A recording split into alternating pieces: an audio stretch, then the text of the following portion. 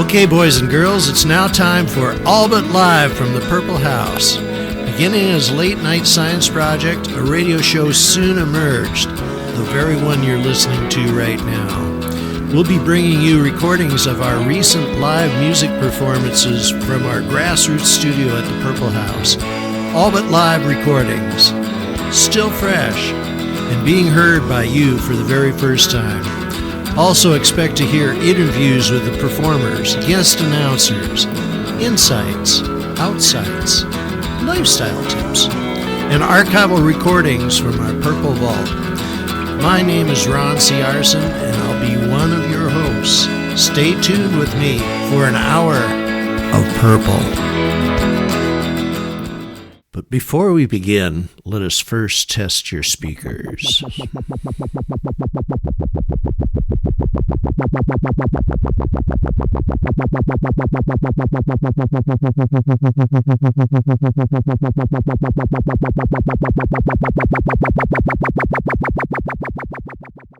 That concludes the speaker test. So basically, the Three Guys Jammin' that was named Alleygrass by DJ Stephanie for the purposes of Art Walk consists of Colby Berman on vocals and guitar and the father-son duo of John and Nate Zantow on mandola and banjo, respectively. More on the mandola later. 3-stringed instruments, no percussion. Now we'll launch right into a recording from the October session at the Purple House.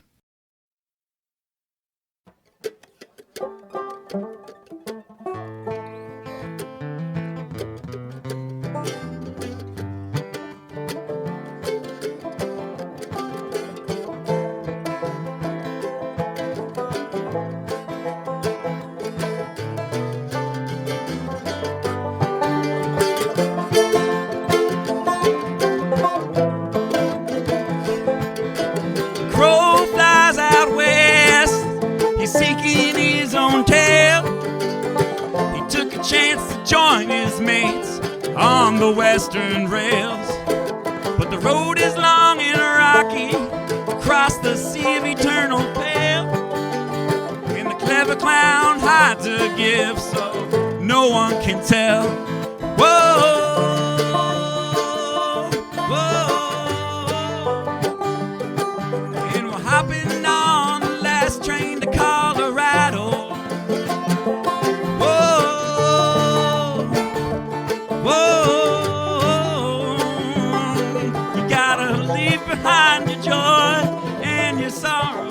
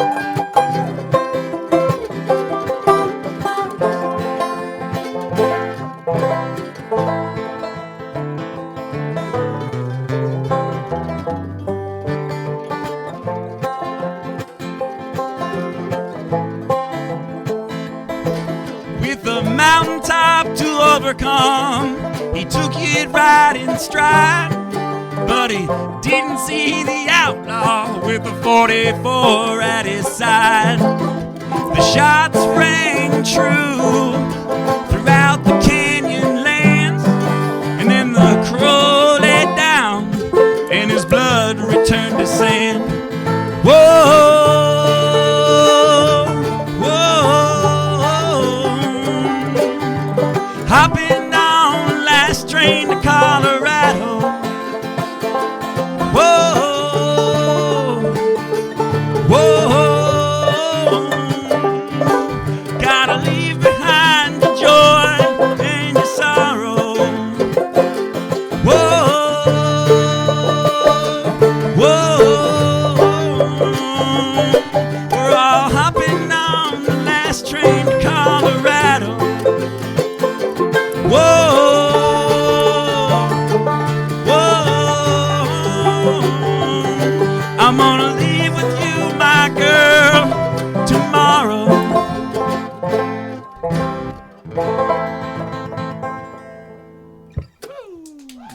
Thank you, everybody.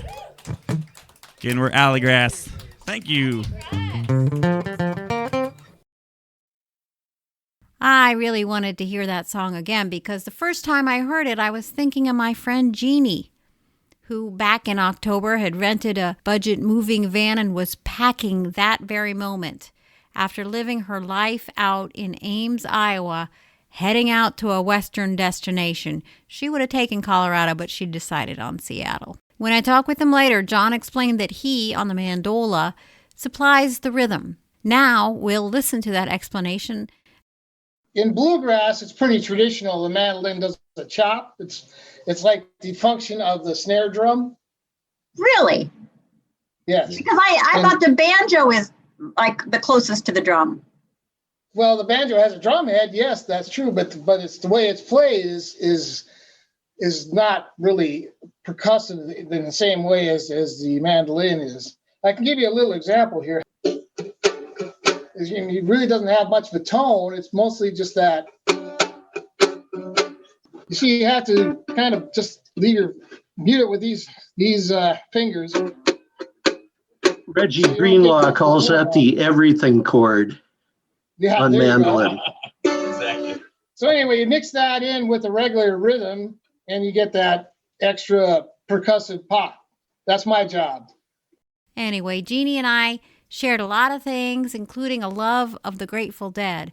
And I was thinking how this song reminded me not just of Jeannie, but maybe a little bit of Me and My Uncle, or half a dozen other Grateful Dead songs that carry the Western themes of train rides, violence, and death.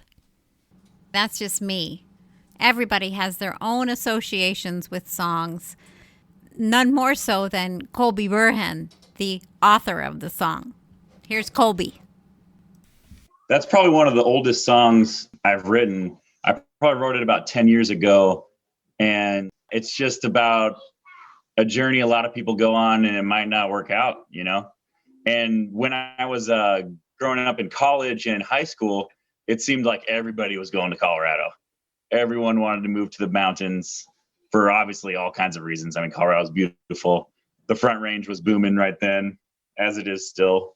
But yeah, it's just kind of a tribute to the people that went out there and it didn't work out, you know? Doesn't always work out. Well, there's something to be said for, your roots, your geographic roots. Yeah, for sure. Right? Yeah. Many times I actually lived in Boulder for a couple summers throughout college. So I took that long drive through Nebraska multiple times. So that kind of was in my head when I was writing it as well. Because it seems like in Nebraska, you're in a trance the whole time, you know? You should try hitchhiking across Nebraska. Says Grizzled Ron. Well, we're glad you're here with us in Ames and sprouting out between the cracks of the alley. Nice. And that's the cheesiest story I could come up with. We're from Wisconsin, so we're gonna do some cheese.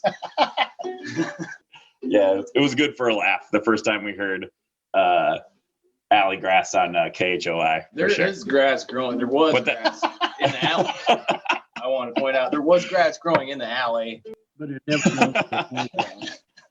The second time Alleygrass came to the Purple House to record, just this past January, Colby confirmed my hunch by wearing a Grateful Dead t-shirt.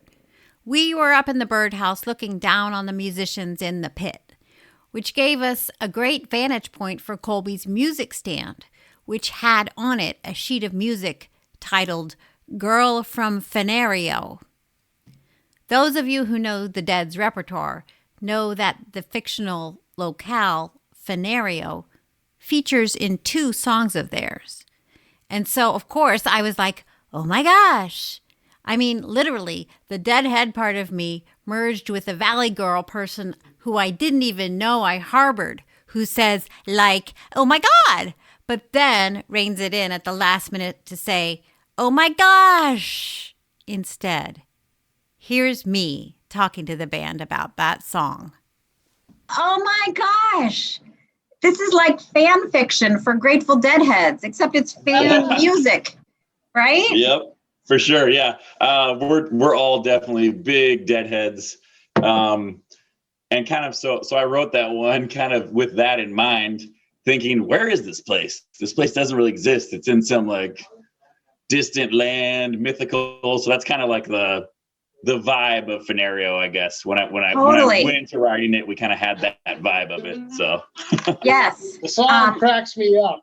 Yeah, it makes John laugh every time. It makes me laugh because he starts off by describing these evocative terms. You know, it's a dark night, and what do I see? This strange, beautiful figure, and she leads me astray, and then she speaks from high. And what does he say? Wow, she came from Fenario. I guess there are two songs that the Grateful Dead played that had that name, that locale identified in it. Although one of them is traditional, right? Peggy O, and then Peggy O. Yep. We actually we were just jamming on that before. Oh, really? We got on this call. Yeah, I love that song. Cool. Yeah. I was thinking about that song too, because I wanted to talk about Fenario because I just see that in your song title and listen to it. Of course, the other song being Dire Wolf, where there's a lot of wolves in it. It's also a darkish night, mysterious, fanish. Yeah. There's a fen being a swamp. The wolf plays cards for some reason. Yeah, that's a weird one. That's a great song though. Dire Wolf's an unbelievable song. Yeah.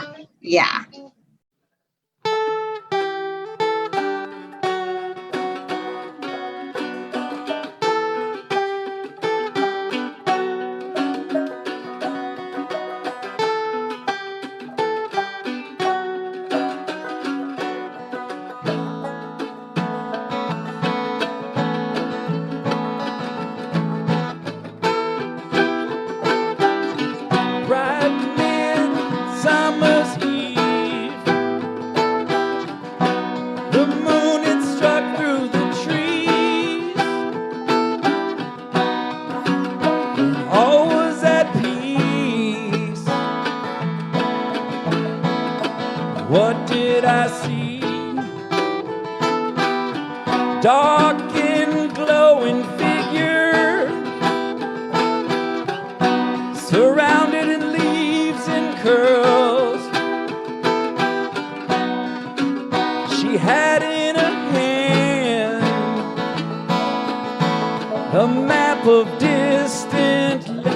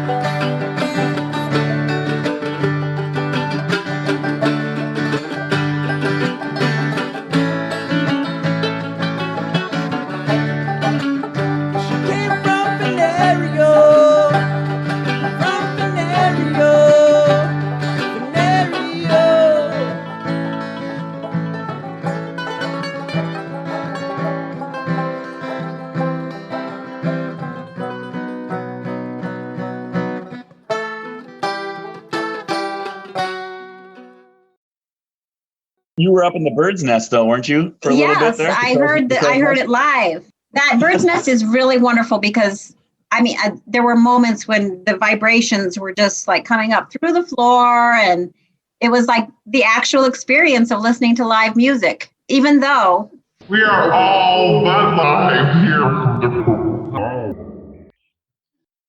Here's a perky little tune recorded by Alleygrass at the Purple Studio in January. It's a fun one to jam along with. It's called Tryin'.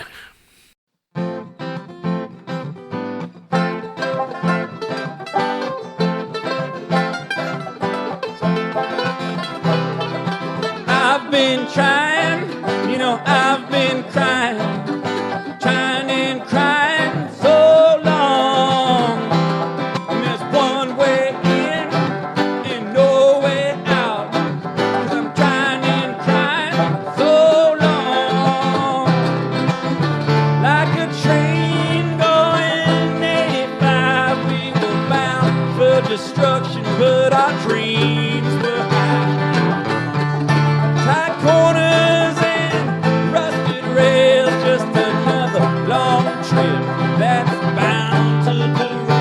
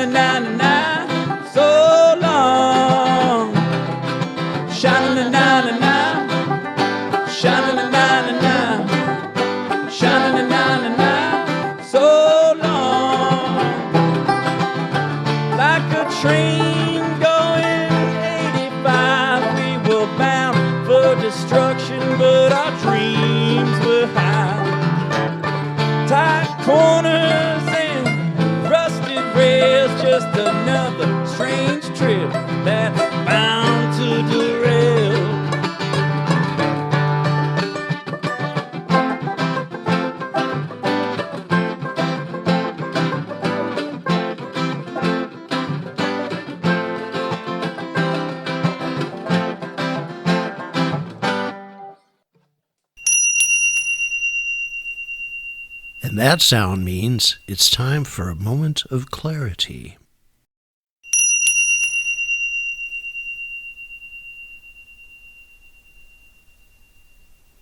Okay, that's enough. You can go back to your vagueness now.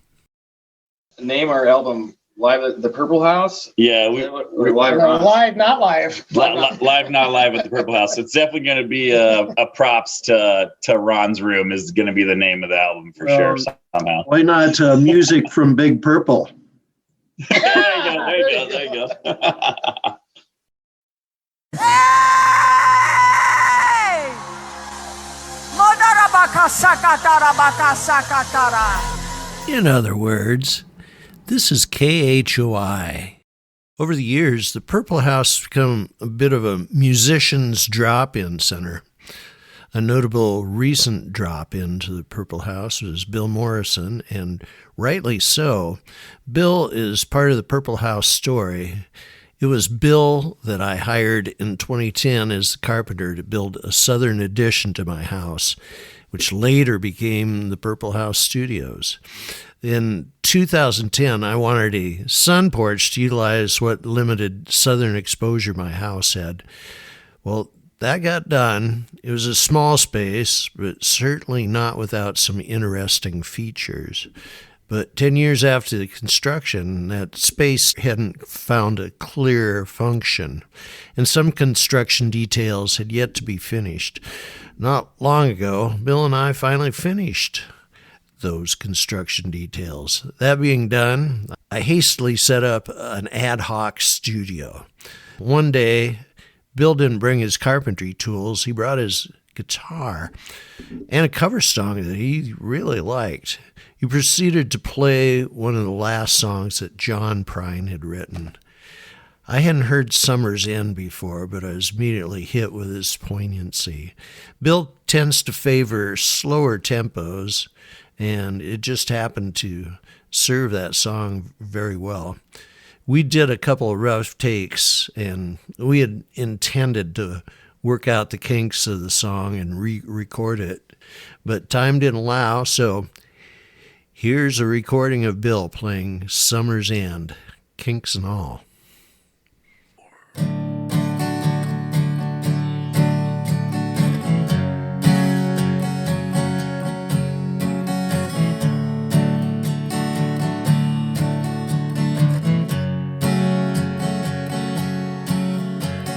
Summer's end came round the bend, just flying. Swimming suits are on the line, just drying. I'll meet you there per our conversation. I hope I did ruin your whole vacation.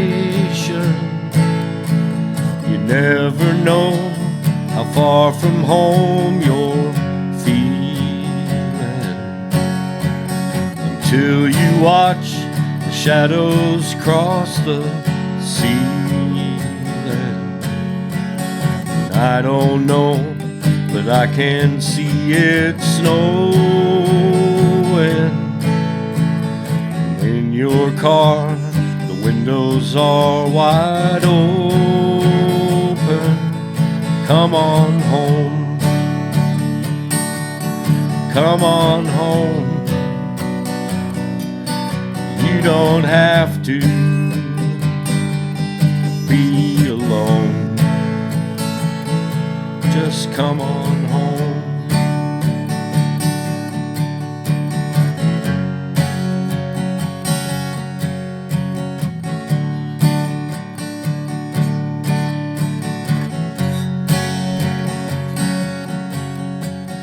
Valentines break hearts and minds at random. That old Easter egg ain't got a leg to stand on. Now I can see that you can't win for trying. And New Year's Eve is bound to leave you crying. Just come on home. Come on home. No, you don't have to be alone. Just come on home.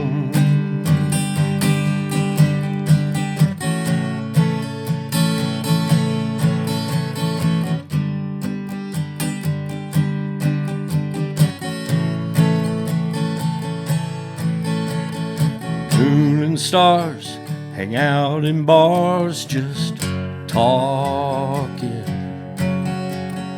I still like that picture of us walking, just like that old house we thought was haunted. Summer's end came round faster than we wanted. Just come on home, come on home. You don't have to be alone. Just come on home, come on home. No, you don't have to be alone. Just come on home.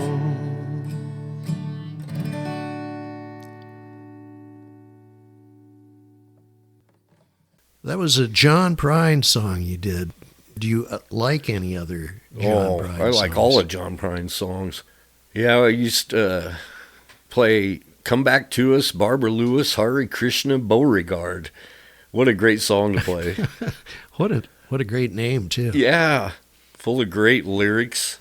Yeah, selling Bibles at the airport, buying Quaaludes on the phone. You talk about a paper route, she's a shut-in without a home. Great lyrics. He's a witty guy. Yeah. I thought the other night about this, that he's kind of like Carl Sandburg, in that just pure Midwestern. You know, he could relate to so many different things that all of us can kind of relate to. Hanging out in a bar because your wife's mad at you. You know, just all these things in life that... especially us guys from small towns. Yeah, exactly. Yeah, nobody could turn words around like he could. Great influence, you know, for years now. I think about various songs during the day that just fit in with what's happening, whether it's just driving down the road or stuff on the news or radio or memories of this and that. I first saw and heard of John way back in the early 80s, and I don't even remember who it was that turned me on to John Prine, but I just instantly loved it. Whoever this was, I think it must have been way back when I was in the dorms, but we went to see John at CY, and holy cow, what a show. And I've just been a huge fan ever since. Very first album, that was just chock full of great songs. Yeah. Some people say, I've read, that they think that was some of his best work was all on that first album. Souvenirs and Sam Stone, Hello in There. I mean, long list. Illegal Smile. Angel from Montgomery. How the hell can a person go to work in the morning and come home in the evening and have nothing to say? Holy mackerel. It's the way so many of us live. Yes. You know, get up, go to work, come home, and wait to do it all over again. Just waiting to die. Yeah. Or maybe get some retirement in before we do that. Yeah. Well, and Summer's End, you know, it's so poignant now, given what happened with John. Really? It's just sad. You know, you always, at least be thankful that he was able to keep plugging away after so many problems with his throat and neck and fighting cancer and stuff. And it's a great song. Yeah. To have given us, you know. Yeah. And that it's off of the latest album. I'm hoping that maybe there's just a little more that we haven't heard yet. Maybe there'll be one more come out. On that album, he's got the song When I Get to Heaven, which is just great. He talks about seeing his parents, and he's going to open up a hotel or a nightclub called the Tree of Forgiveness and start a rock and roll band. And then I'm going to have a cocktail, vodka and ginger ale. And I'm going to smoke a cigarette that's 9 miles long. So I hope he's enjoying himself. Well, I hope it met his expectations. Yeah. Yeah. Oh, John, it's sad to think of him being gone. But we got his music forever, so.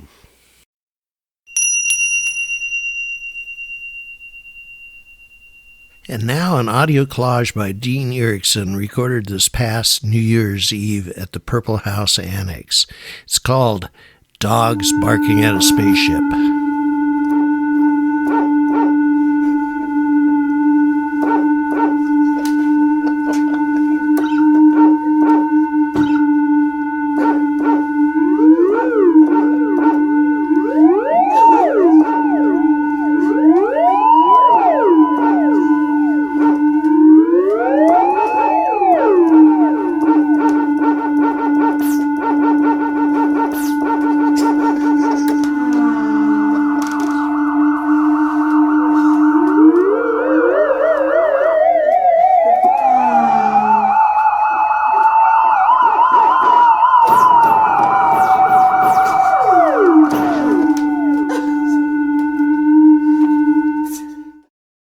Another recent drop-in who had history with the Purple House, former resident and guitar god of Saucy Jack fame, Jim Poffenberger. He had dropped by on a cold winter's day and discovered my daughter's abandoned acoustic guitar. Tuning it for the first time in many years, Jim put it in some open tuning favored by Jimmy Page. The strings are dead, but Jim brought them back to life. I started the recorder and captured a quick take of the Rain Song by Led Zeppelin, which we're going to hear right now.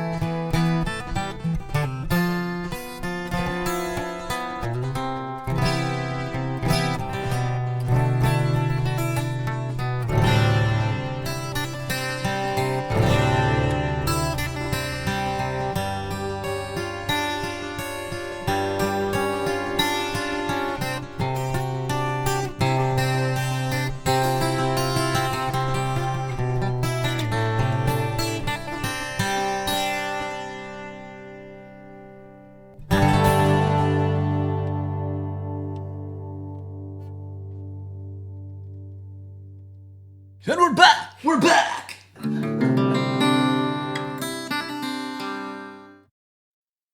We're sitting down with Jim Poffenberger, former resident of the Purple House. How are you doing today, Jim? Doing good, doing good. Yeah, you were right. The guitar might need a new set of strings and maybe a neck adjustment, but definitely we'll get this thing up and running. And for the next drop-in who wants to come in and throw down a little music. Okay, well, yeah, I'll call my chiropractor and get an appointment for that neck adjustment. Let's make this kind of a little interview here. The FCC has some standard interview questions that I'd like to pose to you, if that's all right. Sounds good. It's just standard operating procedure here at the Purple House. Okay. Okay, first of all, paper or plastic? Oh, well, that's a tricky one, but I'll go plastic every time. I think. Plastic? Yeah, okay. I'll do that. Well, plastic is recyclable. Van Halen or Van Hagar? I'll go Deep Purple every time. Deep Purple. Mm-hmm. You bet. Yeah. Invasion, if you will. All that sort of came, mid to late 80s with the Van Hagar thing. And I don't know, they both did really good music with each configuration of the band. Personally, I think Van Halen had run its course with the original lineup and the music that it was. I think they really hit a home run, though, when they brought in Sammy. And, of course, the music sales and the hits really did take off at that point, more so than the first or original band. So, yeah. Single coil or humbucker? Ooh, both have their place. But for me, it's always been an all-out ceramic humbucker. Ceramic humbucker. Yeah. Okay, yeah, you're getting pretty specific. Yeah, for what I've done, that's the way to go. Not, I have some guitars that have Alnico, pickups in it too, and but for the all-out growl, yeah, ceramic has it for me. Is your favorite Tolex cover for your Marshall cabinets? Well, for anybody that has ever come out to see us, the white elephant Tolex. Of course, purple is pretty cool too. It's just kind of one of those gig dependent and whatever mood you're in at the time. How big a truck you have? Okay, one last question. All right. Tubes or solid state? Oh, this might go into the next portion of the next interview. Well, I've always been a tube guy. The solid state modeling amps and things of that nature, I could never quite find what I was after with that technology, but to each their own, When you really need that low-end push or that sort of growl, I can only seem to get it out of vacuum tubes. Okay, let's put you down as a hot tubes guy. Monday nights at the London Underground is where for many, many months, maybe years, is when I would host Amp Chat, which was on PBR night. Well, that did morph into the next generation, which was I called Tube Talk. Tube Talk, yeah. Yeah. And that's where me and some of my buddies got together and discussed the finer points of tube technology and the tones and the amplifiers that were built around that technology at the time. Hey, it's great to be back at the House of Purple.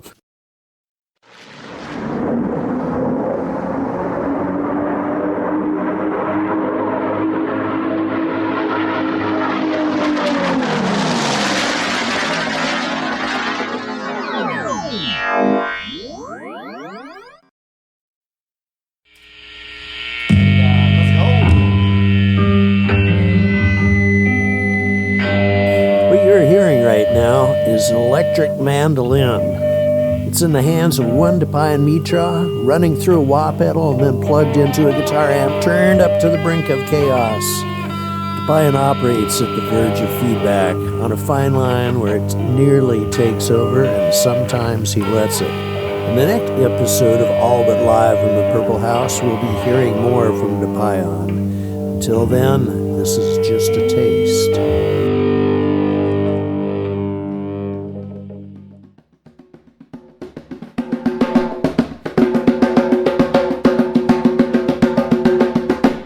Yeah, you see all this cultural stuff that's just right there in front of you when you start studying music. I can tell you about much of the world from my drums. Your history matters. Your culture matters. Your lineage, your bloodline, your story matters. But it's almost a reverence for the history. When I look at my instruments, I think about this. Somewhere out there, somebody's family member, their life was intertwined in all of this. So, call me a keeper of the flame. And in fact, that's a big thing in drumming, the keepers of the flame. I'm a keeper of the flame. The keeper of the flame we just heard is one Tony Stevens, music educator and the local drummer I like watching the most. Tony plays in the Chris Myers and the Bad Dads, Stranger Than Fiction, and the Prairie Lions Reggae Band. He teaches percussion to many students and is himself a lifelong student of drumming. We sat down to talk to Tony recently, and we'll share a bit of that right now, with more to come in future installments. there's just a bit of a bias against drums. I mean, this town it's a guitar town.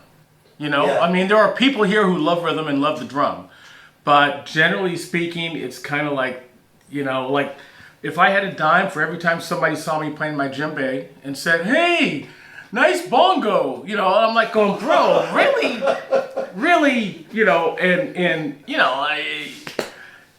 know, I'm not complaining. I'm just saying there's just an absolute lack of understanding, knowledge, and a lot of times. You know, if I'm in, like when I'm in Chicago or someplace, you sit down with a conga and you start to play a wong ko, and people come around and they start to dance. That's all they need.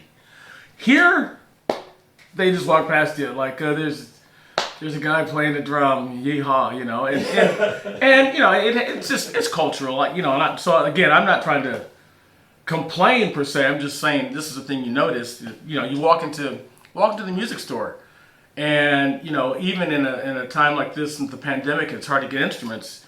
You know, you got 50, 60 guitars, you've got 2 drums, you know. Way in the back. Way in the back, you know, and, you know, so but in culture, you know, culturally, if you go back historically, yeah, we're African, you know, I mean, we have stringed instruments, we have, definitely have melodic instruments, but more than anything, we have drums, first and foremost.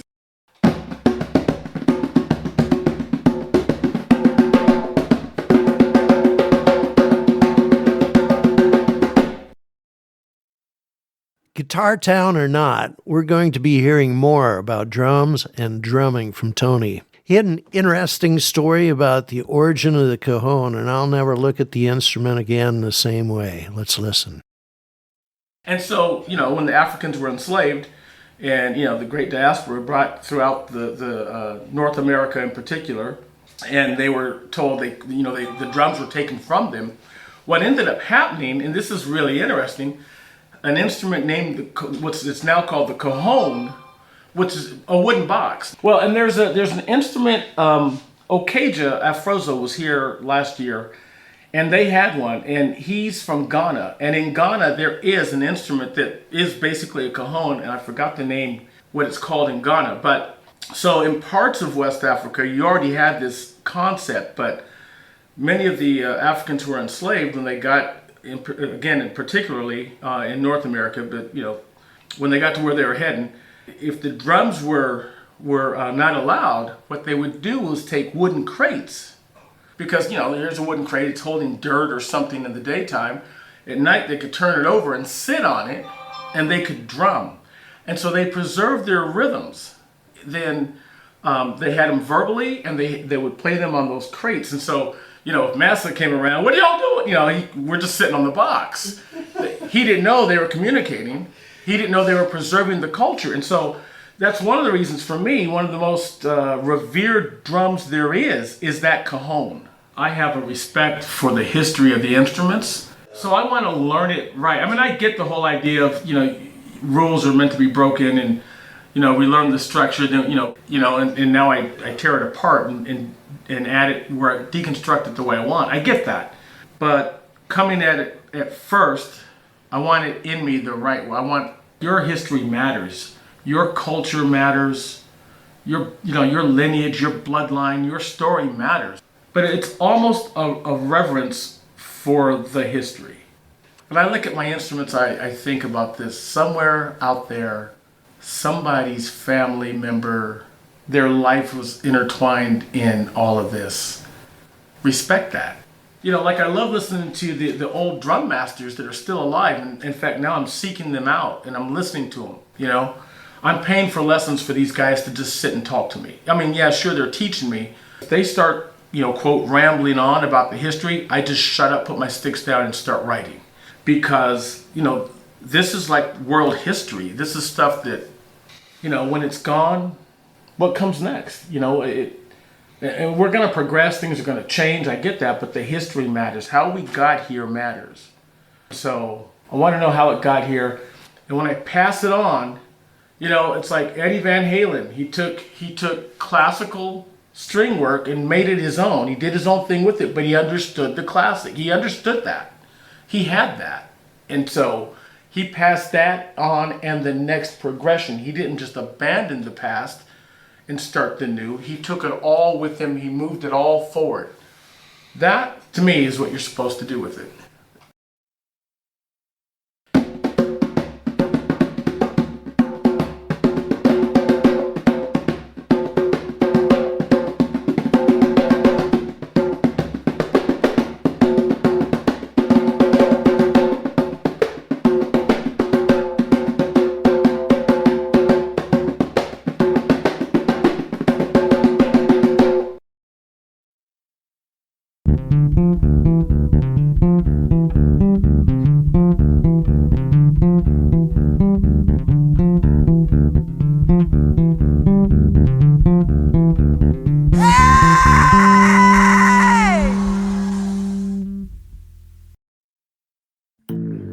We're grateful that you came to visit us.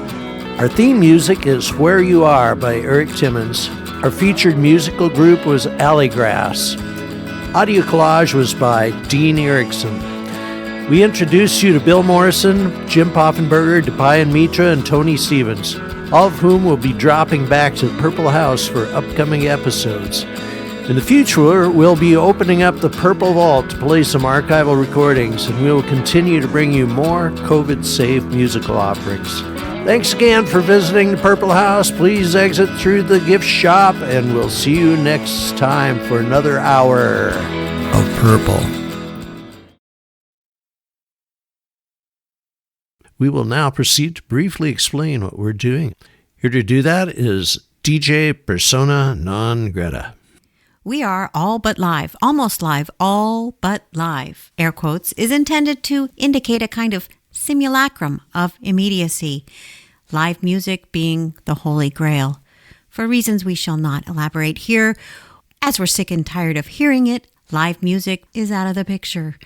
What we can do is capture live music moments from the Purple House and play them while they're still hot and fresh and sanitized for your protection.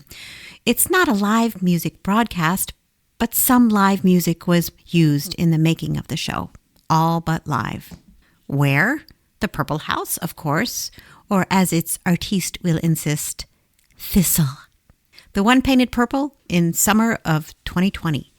And how? Lots of musical equipment that had been collecting dust. Why? Why not? The story of today's episode really begins October 8th of 2020 in downtown Ames, right outside the KHOI studio. The station featuring a then unknown acoustic string band that had been hastily named Alleygrass for the purposes of this one gig, their first.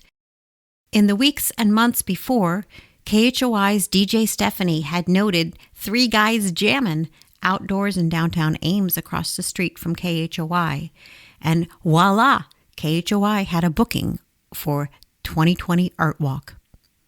DJ Stephanie wanted to feature the band on her Thursday night show, Love of Music, but she needed an MP3 file and a place and a means to record it. What an odd problem for a radio station to have. Alas, we are living in odd times. A chance meeting on the sidewalk with Ron C. Arson solved the puzzle. The aforesaid parties could congregate at the outdoor patio of Ron's house, proudly purplicious from a fresh coat of paint. The grumpy sound guy was recruited, and a recording was made. And a good time was had by all. This gave a retired arsonist a reason to keep his paintbrush out and slap a coat of paint on his enclosed back porch, which, it turns out, has great acoustics, and a birdhouse loft where vertical distancing can happen. Alleygrass returned to the Purple House in January for another shot, this time of indoor recording. A studio and a show was born.